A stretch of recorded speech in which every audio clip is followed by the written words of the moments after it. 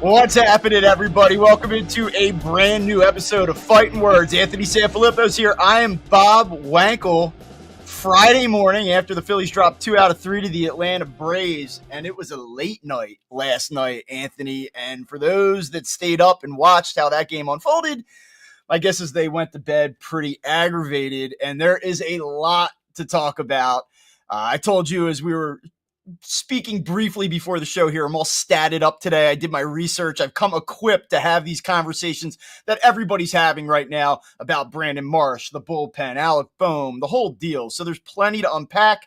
Bring you in. Any high-level introductory observations for us this morning?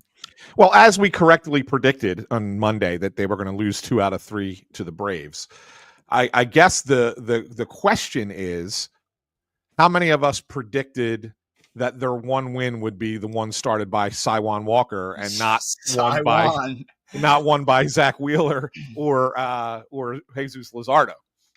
Yeah, no, I didn't draw it up that way, that's for sure. But before we get into the Phillies and pick them apart, which we'll do, and you knew that we would do that, look, the Braves are a good team, we think.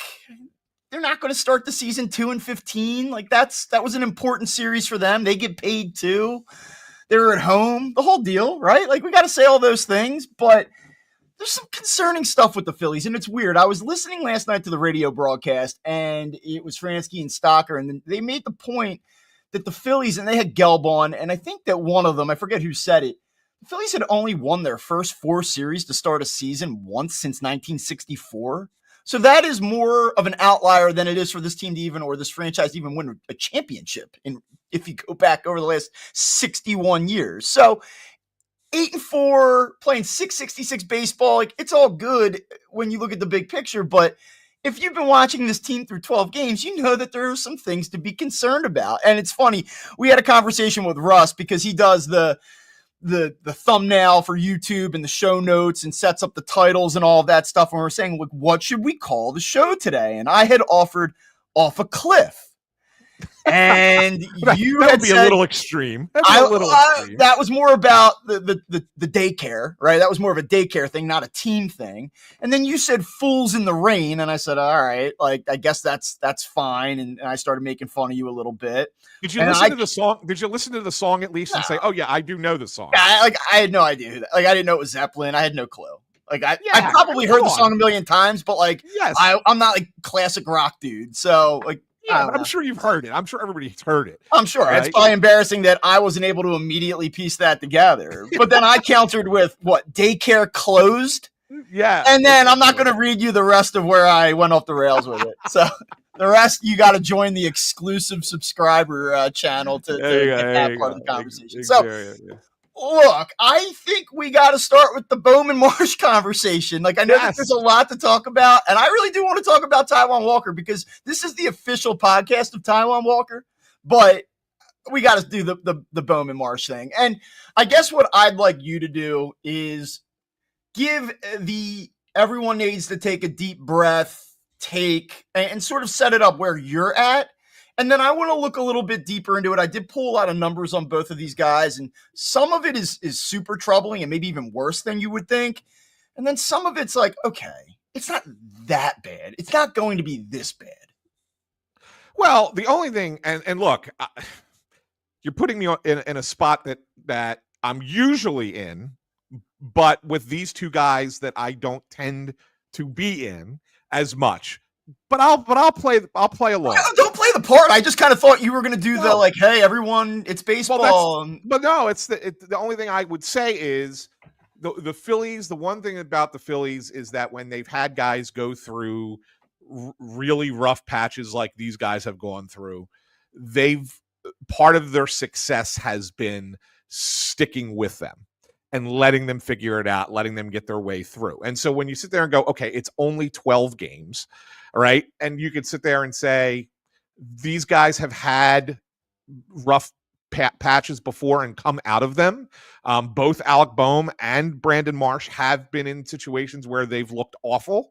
And then everybody starts talking about how bad they're playing. And then suddenly they start hitting. And you're like, oh, okay.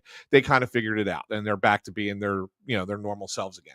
That's the optimistic viewpoint for it. It's the only one you can give, Bob, because Otherwise, I don't think that either guy is what the Phillies need them to be. I don't think Brandon Marsh is an everyday center fielder. The fact that they continue to pinch hit for him against left-handed pitching tells you that they don't believe that either. And I don't think he's going to get over that hump against lefties. So in essence, he's a fourth outfielder, and that's okay. Well, He's an okay fourth outfielder. That's the thing, but that's where the conversation has sort of devolved to with him. It's, to me, coming in, it was like, let's give him some consistent run against lefties. They said that they were going to do it. They're not. They're pinch hitting for him in game. I would too. I don't blame them for that. Yeah. But it's reaching a point overall where you're like, lefty, righty, it doesn't matter. And that's what's really concerning. To me, it's like, I always thought the baseline for him was going to be productive platoon type player, is going to have success against right-handers, is going to have some pop. He's a decent enough athlete that he can play him in center. He's a good corner outfielder, like a usable player on a winning team, which he has been since he's been here. But it's like there's a regression in real time taking place where I don't feel good about him against a guy throwing underhand right now. Yeah, no, absolutely. Absolutely. And as Amy points out, Castellanos was brutal to start last season. And his went longer than 12 games. His went, into the beginning of May, and then he finally figured it out and became a consistent player later on. And so I think that's what, when I was talking about the Phillies sticking with their players, I think that's a good example of that. Bohm concerns me more than Marsh. Like, look, yeah, you're right. He's not hitting right-handers either, but I do think that if he settles into a role where it's like, hey, listen, you don't have to go up there and feel like there's the weight of the world is on your shoulders. You're going to play the strong side of a platoon, and that's going to be your role. And he knows that's his role. That may actually make him a little bit better of a player. I don't think he's a great center fielder, so that's part of the problem. But ultimately, if he ends up becoming, if you out and make a trade for somebody, this summer, and they become your starting center fielder, and Brandon Marsh becomes your fourth outfielder, it's fine. You're not complaining about that. Alec Bohm is a bigger concern to me, though, Bob, because there seems to be something that is they just can't get. He can't just can't get past his own frustrations. And that's the concern for me, because you watch him play, and when he gets into a rut and he gets into his own head and you see the frustration play itself out, that he's feeling it. And then the Phillies pull him out of a lineup one day. Now they move him down in the lineup to bat seventh, which he hasn't done for 2 years. Like, there are things that they're trying to help him, and it's not working. And this goes back to the middle of last year, like you pointed out on Monday. And I think that if you go back even further, you'll find other examples of very similar numbers at different times in previous seasons, going back 22, 23, those years as well. I think that is indicative of him he is what he is, and you can't have that kind of player in the middle of your lineup every day of the week. And so that's why the conversation of, do we take Alec Bohm out and let somebody else start in his place, is a very real and tangible discussion.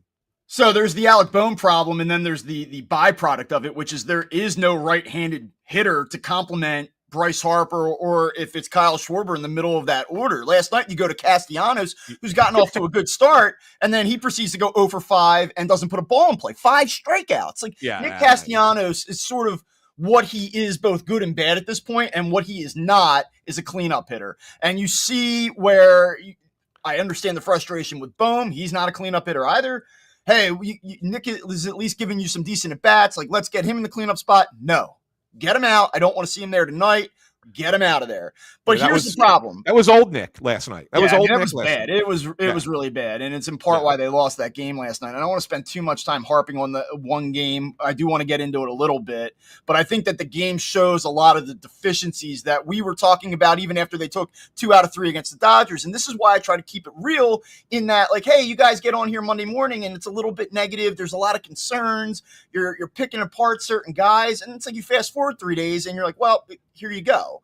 So let's just set the table here with Alec Bohm. Here is where we are at with him right now. You go back to the All-Star break last season. He finished post All-Star break, regular season, 48 for 191 with 4 home runs. He was 1 for 13 in the postseason. He has started this season 8 for 50. He is 57 for his last 254. That's a 224 batting average. And he has hit 4 home runs since the beginning of last July. Now, I know that there are some injury issues mixed in there, but like that is enough sample size. Like you are not just looking at 2 weeks and saying, oh, that's unfair. Like he's this guy that uses all fields. He's a contact guy. He's a different mix for this lineup. Like he's not a middle of the order hitter. Is he this bad? Is he a 160 hitter? No. I don't think he's this bad, but he's not a middle of the order guy. He just isn't. And it's not like you're using a 12-game sample size to make that point. You're talking about 254 bats to make that a point. You know, like he's 28 years old. This is not like a young ascending player. This is what this guy is to some degree. But because try to be fair, you go and like you look at his deeper numbers. His expected batting average right now is 277. It's 117 percentage points higher than what his actual output is.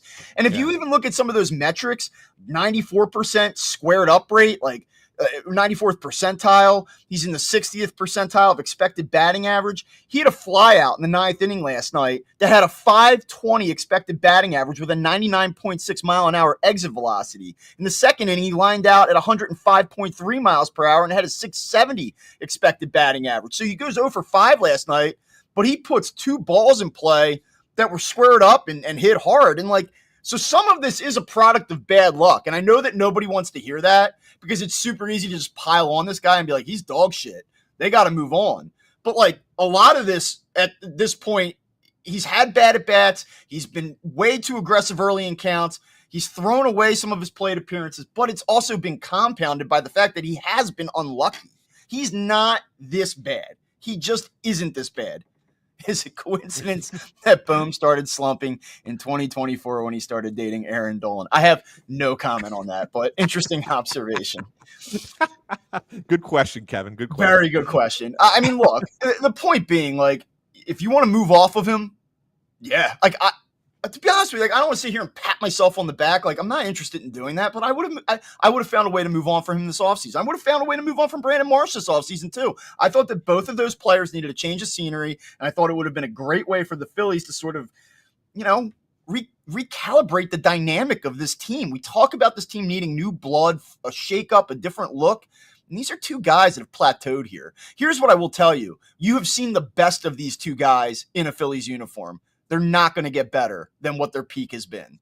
Like there's no more meat on the bone. Brandon Marsh at his best is what you've already seen in a Phillies uniform. Same goes for Alec Bohm. I just think you cannot dispute that at this point. Yeah, I don't think that there's another gear, another level for these guys. I think if anything, they can get back to what they've been in the past. Yeah, Brandon Marsh is a guy that you play against righties and, you know, gives you okay defense and center, and he's quality corner outfielder.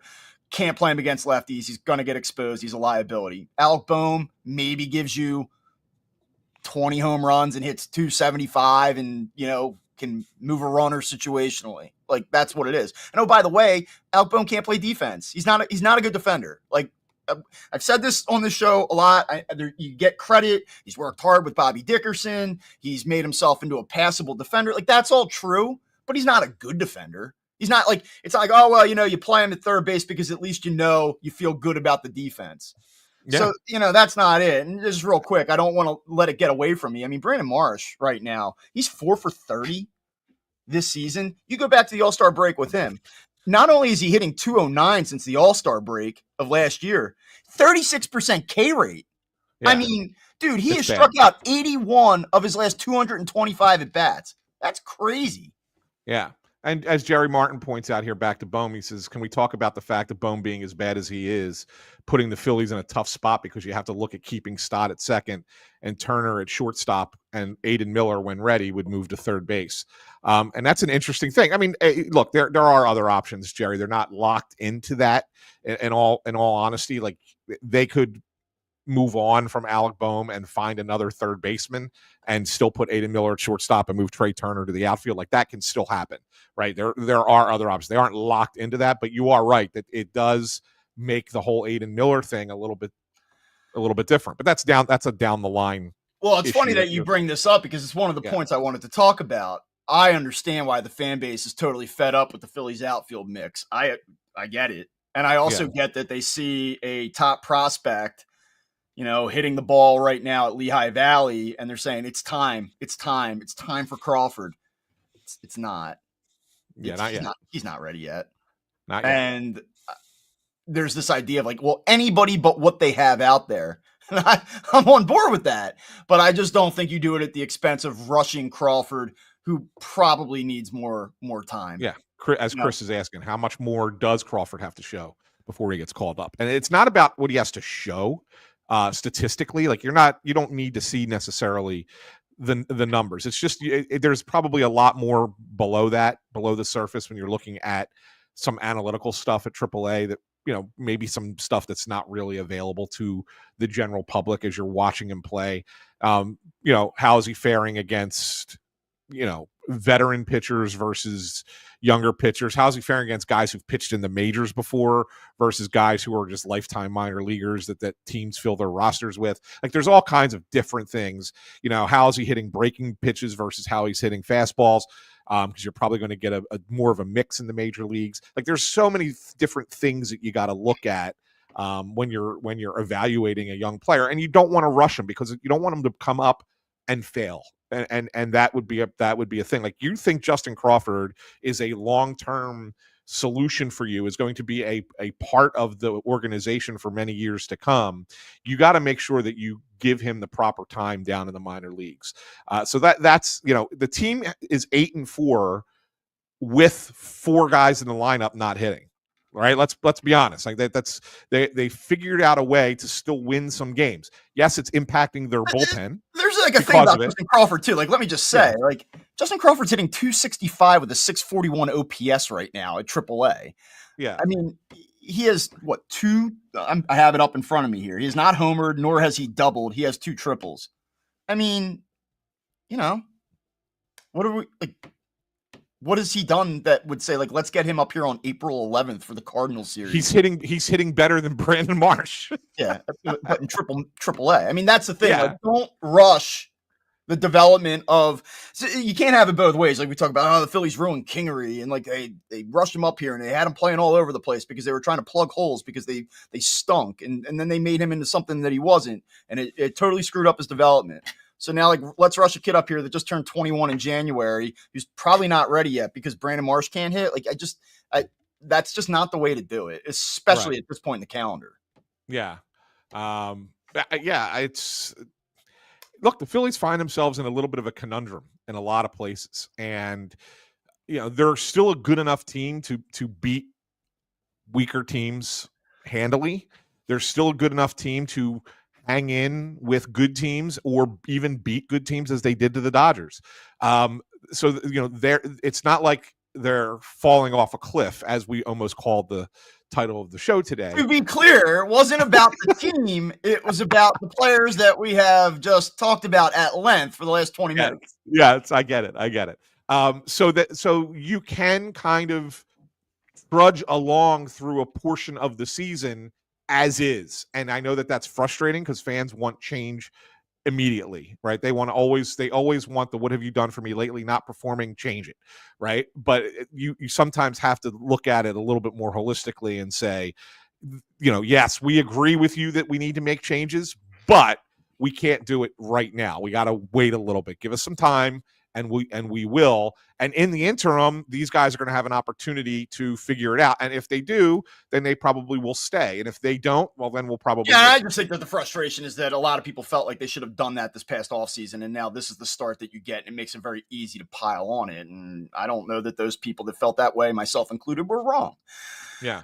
And then you look at the other part of this, and you say, like, oh, well, the Phillies are obviously good enough to beat up on weaker teams. They have an opportunity to even beat teams like the Dodgers 2 out of 3. And that's because the starting pitching, Taijuan Walker included, is basically giving you an opportunity to win every time you go out, right? And Ranger Suarez, let's be positive. King Alfred's U.S. descendant. Okay, I like that. That's creative. Let's be positive. When Suarez returns, do you go with a 6-man rotation? So far, Walker's earned a spot in the rotation. So, yeah, I mean, like, good segue, I guess, to what I want to talk about. The reason you feel good about the Phillies is because all these starting pitchers have an opportunity to keep you in a game, and they have done that so far. That's exactly what we thought would be the case going into this season. Luzardo last night, excellent. I thought Taijuan Walker on Wednesday night, there was some traffic. It wasn't totally clean. You didn't watch that and go, oh, wow, this is dominant. But, man, he bared down, and I said last year, at the absolute bottom of it, I said when he gets outs, they happen by mistake. That's not what happened the other night. Like, he's pitching right now. He's making pitches. He's mixing. And, I mean, he looks like a viable, like, or I would say passable arm in a rotation. He's not going to keep this up.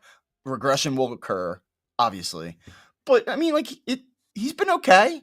Luzardo was fantastic last night. Wheeler, not his best on Tuesday, but he's Zach Wheeler. Yeah, but you know what, though? He wasn't at his best. But if I know if the outfielder that's out there for his defense does what he's supposed to do, they don't hit a 3-run homer 2 batters later. I know. Right. Yeah. I mean, let's be honest. I mean, so Zach Wheeler could have gotten through a not great start and given you at least another quality start. And they maybe win that game. He also doesn't have to walk a batter in that inning, nor does he have to give up a tank to Sean Murphy either. Like, that's the thing. I heard John Kincaid say this the other day on his morning show. If that were Aaron Nola, like, we'd kill him. Be like, yeah, I know that Johan Rojas didn't do what he was supposed to do, and that's a separate issue, but also make the pitch. And he's right. Yeah. I mean, I would be the first one to be like, Aaron Nola's got to figure it out. He's making $25 a year. You got to overcome mistakes. So, I don't totally absolve Zach Wheeler in that situation, but you're absolutely right. It never happens if the most routine of plays gets made out there. Yeah, for sure. But I mean, look, Bob, Taijuan Walker has been a good story for the Phillies so far. It's only 2 starts, right? We'll see. I mean, Ranger made his first rehab start yesterday, so he's on that 20-day clock now, and he's got to come back at some point, and then we'll see what happens. Look, they finally used Carlos Hernandez last night because they had to. Didn't pitch a bad inning. I mean, that did have the 1 walk. It was a little bit wild, but not terrible.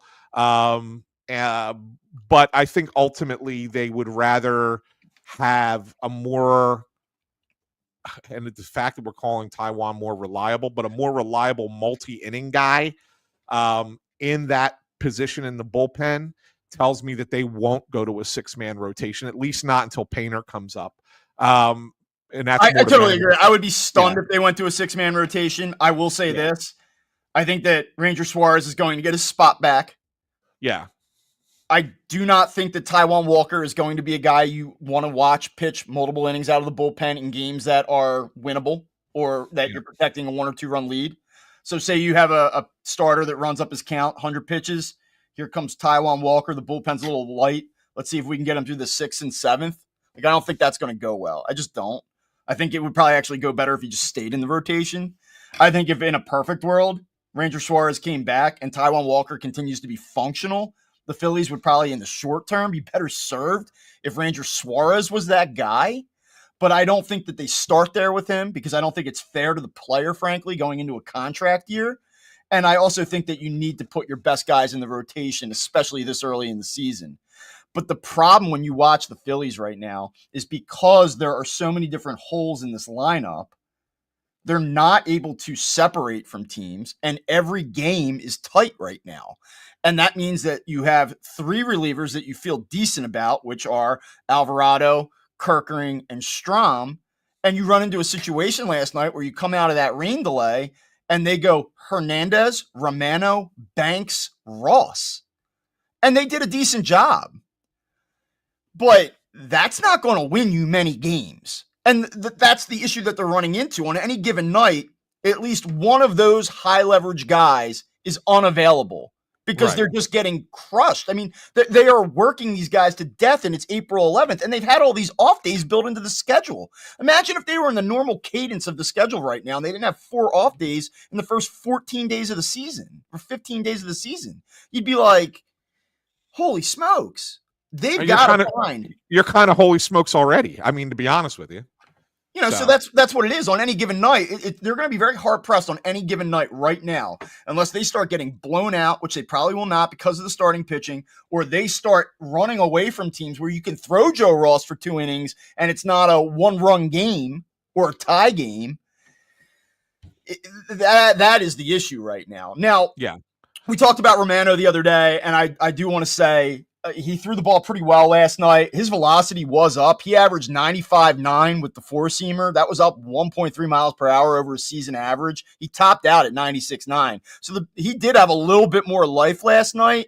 And if you're desperately clinging to this idea that they need another arm, like that was a step in the right direction. I'm not sitting here saying like, hey, yeah, like let it rip in the 8th inning with this guy. I feel great about it.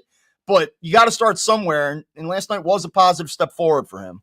That was a positive step forward. I also thought it was another good inning for Matt Strom, who's, still trying to figure out his velocity as well as he's come, after he missed 8 days in spring training and kind of was still pitching like, he was pitching in major league games, but it was almost like an extended spring training for him. So that was encouraging as well. There were some encouraging signs out of the bullpen last night. But, you're right. I mean, that's why they cannot go to a 6-man rotation because you've already taxed that bullpen.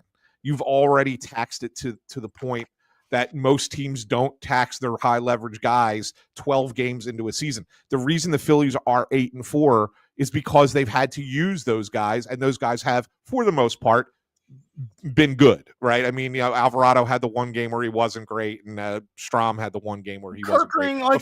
Kerkering, same thing. I mean, he's a little, I think he's got a little bit lucky in some outings, but at the same time, he's been productive. So they need to start putting up runs and putting teams away early, and just letting those lower leverage guys pitch more. I want to see more Jose Ruiz, Tanner Banks, Joe Ross, Carlos Hernandez, because it usually means the Phillies are up by 5 runs. Right? Like that's okay to see those guys and not have to use your high leverage guys. By the way, just so Jerry Martin put a comment in the, up. I just wanted to just clarify something here. So the reason the answer to that question is no. Go look at Nola's numbers with anything more than 4 days rest before the starts. They are abysmal. That is not true, Jerry. Go look at Nola's numbers with 5 or 6 days rest. He's actually better than he is on 4 days rest. So just wanted to clarify that for you in case somebody read that in the comments and like, oh man, that must be the reason.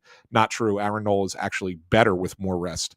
Not a lot of guys like that extra rest thing, but actually Aaron Nola does do better with an extra day or 2 of rest. So well, Nola, it's interesting that you point that out about rest because here's what the Phillies are up against this weekend going into St. Louis, who's played pretty well early on. Phillies game ends at 12:54 a.m. last night. Yeah. Okay. They played Wednesday night, Thursday night, presumably got into St. Louis around 5 a.m. this morning? I don't know. How long is that flight from Atlanta? By the time you board the plane, like 2-3 hours, 4:30 a.m.? I don't know. It's only like an hour and 15-minute flight, 20-minute flight from Atlanta to St. Louis. So you probably take off. They probably took off at 2 a.m. I would say. Yeah. Yeah. So by the time maybe you reach the hotel, you're probably right. 4 o'clock hour, right? Yeah, you're right. Yeah. And the Cardinals haven't played a baseball game since 4 p.m. was their last pitch on Wednesday afternoon. Yeah. So the Phillies are kind of in a tough spot tonight. Like I know that we don't talk about this with baseball so much as we do in football, like, oh, the rest and, situational and travel. But this is not an ideal spot for the Phillies tonight, given that they played an extra inning game that ended at 1 a.m. local time, had to get on a plane, go to St. Louis. They're playing a Cardinals team that hasn't played in 2.5 days at this point. Like, just in terms of some comfort, rest, it's not great.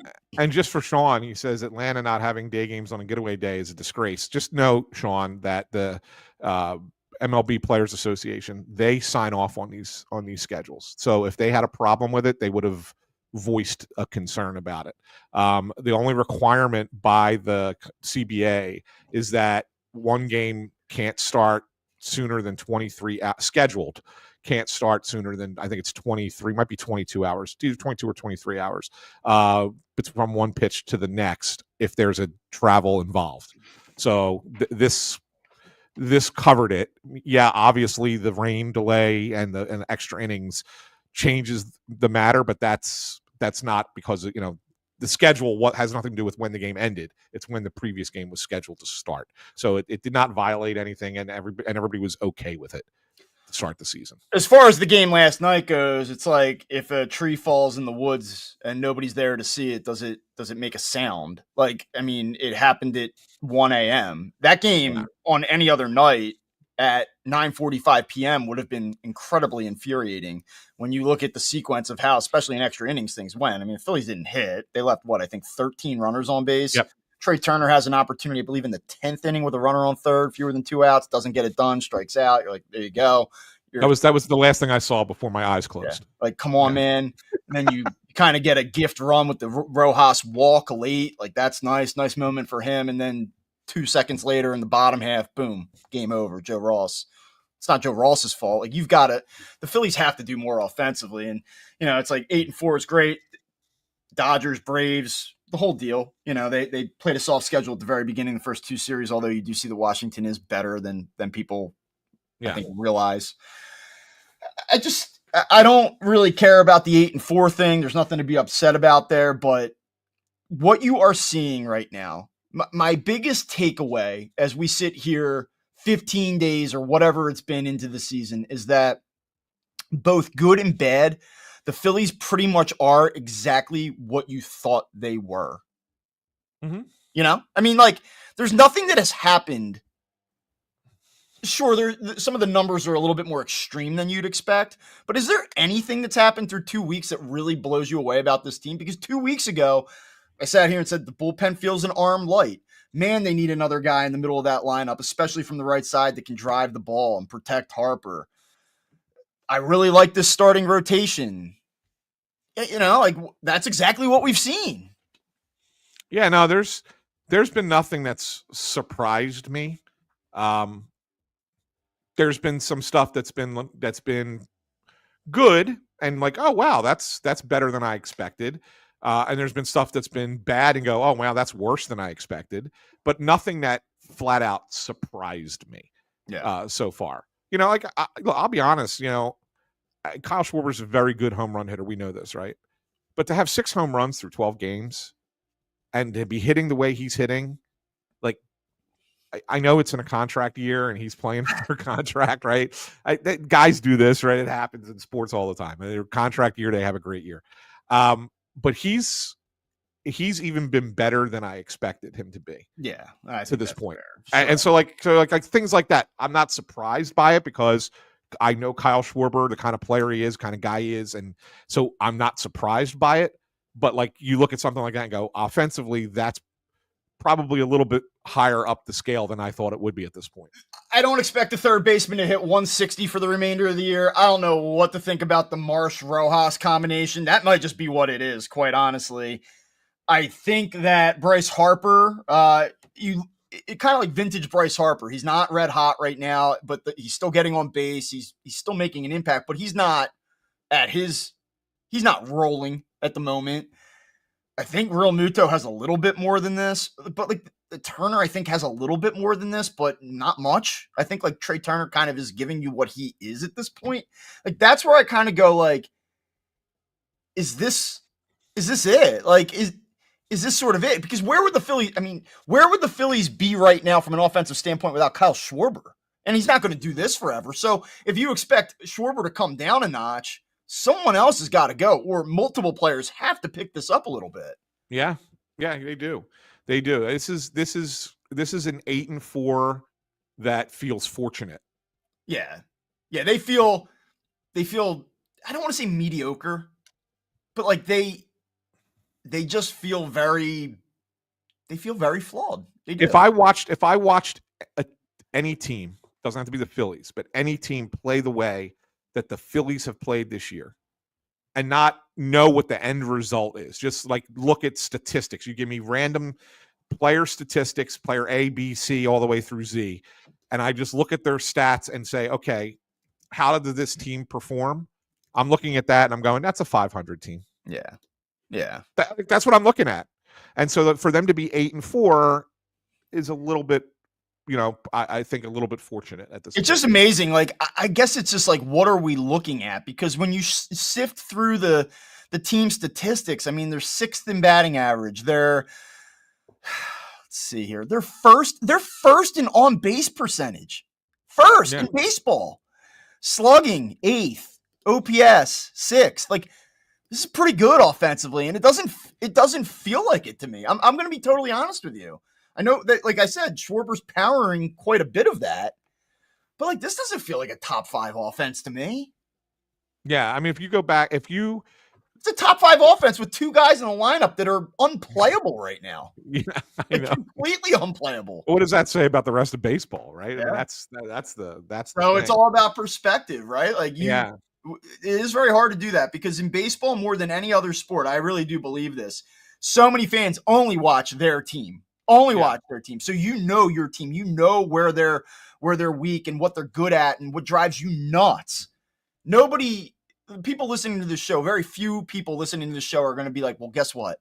I've watched the Mariners play 5 times. And if you think the Phillies are bad at this stuff, you should see them. Yeah. You don't have that frame of reference. Whereas if you watch the Eagles on a Sunday and go like, man, I don't love this about them right now. But you go, well, did you watch the 49ers? Did you watch the Cowboys? Did you watch the Vikings? Like all these teams, you have more that you can really tap into about the weaknesses around you. Yeah. Quick point from Sean here. And it's worth, I think, talking about. Stott feels like under the radar with how he's bounced back after the way he finished last year. Still early, and batting average doesn't mean much to people anymore, but he's near 300. So Bryson Stott, Bob, to this point, hitting 282, 364 on base percentage, which is nice. 774 OPS, OPS plus at 120, meaning it's 20% better than league average. What are your thoughts on him? I know that he still struggles on some fastballs. He still struggles to get it, but he does have that gene in him that he knows how to get that ball and put it where it needs to be sometimes, even if he is late on them. Well, if at the end of this year he's hitting 282 and his on base percentage is 364 and his OPS is 774 like it is right now, I would sign up for that in a heartbeat. I don't know how many people listening are like baseball savant people, but if you pull up that baseball savant page, it's pretty ugly. Bat speed, he's not hitting anything hard. The exit velocity stinks. It's like almost like the inverse of Bohm. Like Bohm's numbers on this page look pretty good, and then his real numbers stink. And we're production-based people. I'm a production-based guy. So find a way, figure it out. But like just in terms of expected slugging, he's in the bottom 6% of the league. Expected batting average. You know his expected batting average right now is 164. His bat speed is slow. He's not hitting the ball hard. He's found a way to be productive. He's gotten some big hits for them. One thing I think you can say about him with total certainty is that he is a gamer, has a feel for big moments. I think he's a winning player, but the numbers aren't like the deeper look at him it's not favorable. Like he's outperformed what he is doing. Yeah. And if that's the case, usually doesn't always translate, but usually the underlying numbers are more indicative of what the full season is going to be than what the I mean like it just I like him as a player. Like I really do. I'm a little bit, it's crazy. I can't be negative about everything, but I'm a little bit concerned when I look at that. I just am. Like, yeah. The biggest takeaway for me when I watch him sometimes, it looks like he's swinging a telephone pole. Like the bat is just so slow through the zone sometimes. And it's not just an eye thing, because then when you go and look at it, you're like, all right, swing speed. Yeah, it's like bottom 15%. Yeah. So, but I mean, to his credit, like it's been a pretty productive start, and I just like the player. Like I do. Yeah. We'll see. Yeah, we will see. We will see. Jerry says he's been watching the Giants, and they look pretty damn good. I just want to remind people, I'm going to crow while I can, because if the Giants fall off, then I'm going to look bad later in the year. But they were my team when Bob asked for a team for that to be a little bit of a surprise this year. I said, watch out for the Giants. I like what the way they look. So there you go. Just a little. What is powering that story? I'd be lying to you if I said I watched a lot of Giants baseball. Is it just it's like Webb, and is it like what are we looking at? Really good pitching. Yeah. Really good pitching. But they got some players too. I mean, I like that Jun-Hoo Lee, center field. Like he's legit. We're going to see them next week. I mean, it's you're going to get to watch the Giants. They come here to play the Phillies Monday. It's a 4-game series too. So more beautiful weather for that series. I can't wait. Yeah, sit in the press box wearing a winter coat. So. I saw Yastrzemski hit a walk-off the other day, so that's good. Yeah. But yeah, their pitching is really. They have a great bullpen, by the way. You want to talk about a team with a really good bullpen? Giants have a really good bullpen, so they're an interesting squad. Hey, Bob, kind of big news today in Phillies land. Andrew Painter makes his first minor league start. Is it fair to call it a rehab start?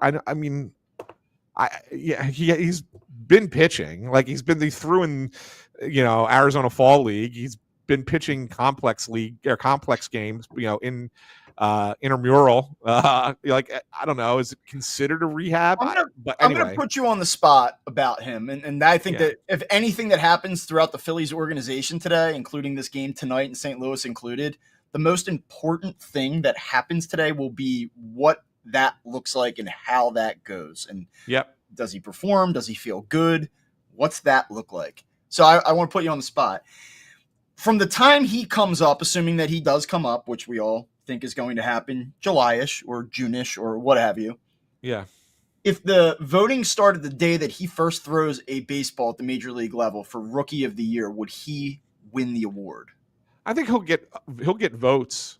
I mean, I think it'll be a lot like what Skeens did last year. Skeens probably came up a little bit earlier than what Painter will ultimately come up, because Skeens was All-Star team, ended up on the All-Star team. Right, he started in May. I don't think Painter will be here in May, so I don't think you're going to get All-Star game Andrew Painter kind of silliness. But I do think that he could pitch enough innings that you look at it and go, okay, this guy gets 15 starts, 16 starts, and he's really good. That could be enough in voters' eyes to make him Rookie of the Year. Yes. But I don't know if it's enough to win it. Like, I think I think that there's a lot of times voters will look at a guy and say, oh yeah, that guy is probably deserving of a vote somewhere, because you vote for 5 guys, whatever, and maybe I'll rank him 4th or something because he had a great 15 starts, but it's not good enough in my mind to put him ahead of a guy who played a position all season long and had really good numbers, or whatever the case might be. So I think he'll get votes. I just don't think he'll get enough votes to win the thing. Okay, fair enough. I have one more thing that I want to hit real quick. Aaron Nola goes tonight, and he brings his 6.35 ERA into this start, and he was okay against the Dodgers. He gave him 6 innings, 3 runs. This is an interesting look, and there's a lot of different ways that Aaron Nola gets dissected. If you go back to the start of the 2023 season, he has 5.9 wins above replacement according to Baseball Reference, which is pretty solid. And he has made, I believe here, 67 starts. He's a 4.07 ERA since the start of the 23 season. And you go like, okay, like that isn't great. His fielding independent pitching is 4.05. His ERA plus is 1.03. Yeah, well, I think that if you have the one really bad year, which was what, Yeah, I mean, he 23. was bad in 23. Yeah, and so I think if 4.46 ERA. you're including 23, Yeah. 24 wasn't good enough to really pull that number down. Yeah, I mean, he was much better in 24 though. Yeah. 3.57 ERA. His, let's see, ERA plus was 1.14. He was 96 in 2023. Yeah. Jesus, man. 23 was a bad year. That's the thing. Like if you have to include 23 in the mix, then it's going to look worse. Yeah. If you go back, let's say if you go back to 22 and add in 22 with it probably will pull those numbers into a more acceptable light for you. Yeah, if you go back and go to the start of 22, he's made 99 starts. So this will be his 100th regular season start since the beginning of the 2022 season. 3.8 ERA. Yeah. Fielding independence 3.56, 1.08 ERA plus. Yeah. I think all I'm really, which is probably, when you look at it from that perspective, like what he is, right? That's mostly what he is, a 3.5 ERA guy, and better than league average, not significantly better than league average, but certainly better than league average. He could go out and get his doors blown off tonight, and I don't think it really changes the big picture about Aaron Nola. But again, hey, now this is the third start. Can you go out and give it to me tonight? They're going to need it. Help the bullpen. Yeah, I know you didn't use your leverage arms last night, but come on, you got it. Yeah. Give me 7 innings tonight, 1 run. Help go win a game tonight for this team. They need that's the thing, right? He's going to have to, because I don't think they're going to hit tonight, Bob. I don't think they're going to hit tonight. I think that like you talked about, that travel they're going to be worn out after yesterday. You're in that time of game was 5 hours and 38 minutes. They were at the ballpark 5 hours before the game started. They were at Truist Park yesterday for 11 hours. 11 hours at Truist Park. Then you got to go get on a plane, fly, check into a hotel at a bad hour, not get your normal sleep, whatever, and then get up and go to a new ballpark and do it all over again. That's part of the grind of baseball. Every team has to do that, but it's like you pointed out, the Cardinals are been sitting there waiting, and the Phillies are just it's a tough one. So you're going to need Nola tonight. I mean, it's going to, I don't think this is a gimme tonight. I really don't. And it's not because I don't have confidence in Nola. It's because I just don't think the Phillies are going to hit in this game. If you're a betting man, I would bet the under. They're in favorite the Phillies tonight, Cardinals. by the way. Phillies Cardinals, what's the over-under line? I would bet the under tonight. Oh, I never look at the over-under. I saw that the Phillies were minus 130 at DraftKings this morning, but I am now loading the app up and I'm talking slowly to buy myself time. And the Phillies over-under tonight is 7.5. Yeah, wow. I'll go under. Okay. I'll go under. All right, very good. All right, what do you got? One last thing? I do have one last thing for you, Bob. So, I know you're a guy, and it's, again, early in the season, but whatever. But I know you're a guy who is ultimately big on, as the season progresses, looking at run differential as an indicator, for where a team is and who should be in the playoffs down the line and who probably will fall out of it, right? So I'm gonna read you the top 10 teams in run differential right now, and I want you to tell me if anybody surprises you. I'm going to make a bet that at most it's 2, but there's really only 1 that is going to be a super surprise for you. Okay, this is let's see. I'm going to try and do it in order, but I don't know if I can get them all in direct order. Chicago Cubs plus 28. It's a good start for Chicago. They are, I think, good. And I don't think I thought they were good a month ago, or this good for sure. But they've gotten off to a very good start. Yes. Yankees are second, plus 23. Yeah, not terribly surprising, I guess. Okay. Third, the Giants, plus 18.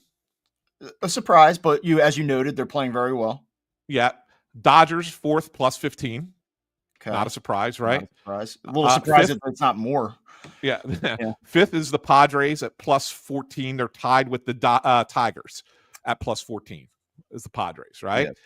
Then the next group tied are the Phillies, the Mets, and the Diamondbacks, all plus 13. Okay? Mm-hmm. Got teams we kind of thought were going to be there, right? All right. Here's the last 2, 9 and 10. Tied for 9th. Red Sox, Uh-huh. who we talked about as potentially Yeah. a World Series team. Okay. The Los Angeles Angels. Yeah. That is certainly surprising.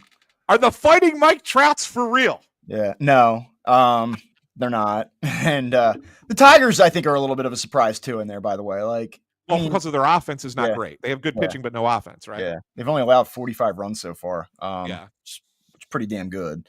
Yeah, the Angels are certainly a surprise. Trout's had a weird start. Last I looked, I think he had like 5 home runs, but was hitting like 205. I don't know if that's changed since then.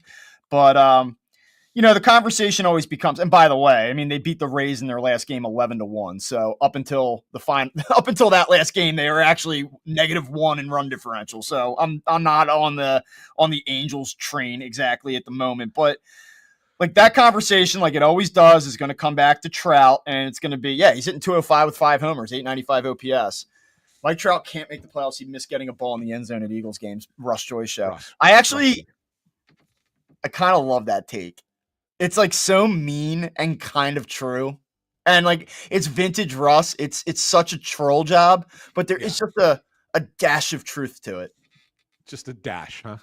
Yeah. There's Mike getting a game ball in the end zone like he's like the kid of the day at the Eagles game. Yeah. Yeah, absolutely. So yeah, the Angels kind of Mike Trout ever going to play for the Phillies? No, but he's 41. Like, is he going to he's going to play an inning for the Phillies at some point, right? At the end of his career, maybe. It just feels like I actually wish the Angels were 12-0 right now because I just don't want to do the Trout conversation again. And it's going to continue to happen because he's Mike Trout and there's the connection here and the Phillies don't have a competent outfield. And this situation just keeps the Phillies deficiency invites this conversation to happen every year until Trout gets hurt. And I hope he doesn't this year because the sport is much better when he is on the field. Yes, it is. That's the truth. And anybody who's a Mike Trout detractor doesn't watch baseball. No, he's awesome. Yeah, when he plays. Yeah, dude, he's a career 991 OPS. Yeah, it's unbelievable. 5,555 career regular season at bats, 298, 383. This dude would have 450 home runs right now if he didn't miss all that time. Yep. Yeah, that's what I'm saying. Yeah, injuries have certainly derailed him a bit, but that doesn't take away from. But the Eagles thing is like kind of funny. The Eagles thing is funny. Yes, the Eagles thing is funny. That I don't have a problem with. So yeah, we'll see. I'm going to watch some Angels. I'm going to watch a little bit of the Angels now because I want to see what they're like. I haven't really tuned into the Angels just yet. Is Anthony Rendon with the team? Is he traveling or? No, I don't think he's even there. Does he just stay home or what? Yeah, it's kind of that is. Anytime you want to talk about the Turner contract or another 2 years of Walker at $18 million a year, just go look that up. Look, by the way, Logan O'Hoppe off to a 359 start for them. Oh, I know because you can't log on X right now and have Brandon Marsh come to the plate without reading about O'Hoppe. It's almost like it's like hand in hand. When one name pops up, the other one pops up. Yeah.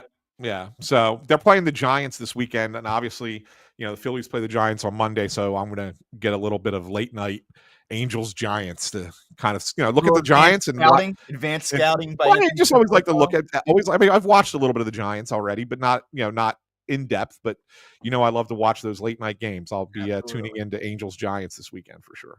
All right. Very good. Yeah. Well, that's it for another episode of Phightin Words. Don't forget to subscribe to us. You can subscribe to us if you want to listen to it in your car, on your phone, on Apple Podcasts, Spotify, Amazon Music, Pandora, anywhere that you get your podcasts. But even better is now that we're doing the show live, be sure to subscribe to us on YouTube.